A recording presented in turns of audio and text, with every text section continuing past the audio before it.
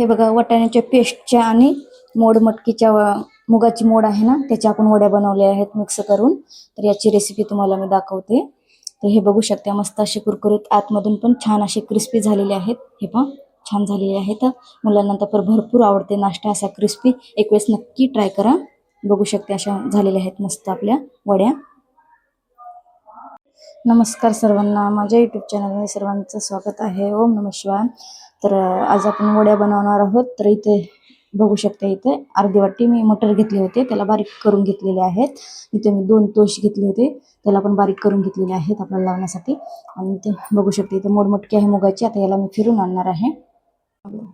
हे बघा यामध्ये हिरवा ठेसा टाकलेला आहे मी, जेवढा लागते तेवढा. आणि आपण हे मिक्सरमधून काढले होते ना मोड मटकी, ते पण टाकून घेतलेले आहे. बघू शकता. आता यामध्ये मी नमक वगैरे सर्व काही टाकते. यामध्ये मी नमक टाकते चवीनुसार, बघू शकता तुम्ही. तर थोडंसं आपल्याला अर्धी वाटी रवा टाकायचा आहे, कारण कुरकुरीत होतील आपल्या वड्या. तर हे बघा हातानेच एकजीव करून घेतली मी सर्व साहित्य, बघू शकता. हे बघा हे घेतलेलं आहे मी थोडं थोडं बेटर. तर ह्याला टोस्टच्या याच्यामध्ये तुम्ही ब्रेडचं बी घेतल्या तरी चालते किंवा रवा घेतला तरी चालते. आता माझ्याकडे जे होतं मी ते घेतलेलं असे तयार करून ठेवते मी. आपल्याला जेवढा लागेल तेवढा गोळा करायचा, छोटे मोठे आपल्या आवडीनुसार करू शकते आपण. तर हे पहा असं टोस्टमध्ये लावून इकडं तिकडं ठेवते मी. हे ना टोस्टचं पावडर आहे ना ते आपण लावून घेऊया सर्व. मस्त असा पौष्टिक नाश्ता आहे, कुरकुरीत मस्त होणार आहे. मुलं तर अगदी आवडीनं खाणार आहेत असं होणार. मटर आणि मटकीचा नाश्ता आहे आपला. हे मस्त लेकरं सुद्धा आवडीनं खातील असं आपण बनवणार आहोत.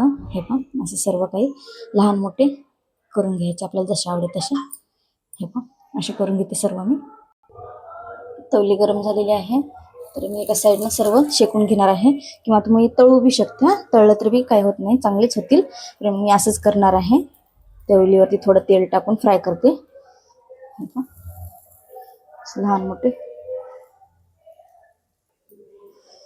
हे बघा मस्त असे खरपूस आपल्याला भाजून घ्यायचे. हे पहा किती छान सुंदर रंग आलेला आहे त्याला, लाल कलरचा, बघू शकते. आपल्याला असंच थोडं थोडं तेल टाकून छान खरपूस भाजून घ्यायचे. इतका खमंग वास सुटलाय की नाही सांगू शकत नाही. तुम्ही पण नक्कीच करून बघा. साधी सिंपल रेसिपी आहे, जास्त वेळ लागणार नाही. हे पहा छान असं खरपूस भाजून घेते सर्व मी, थोडा वेळ आहे.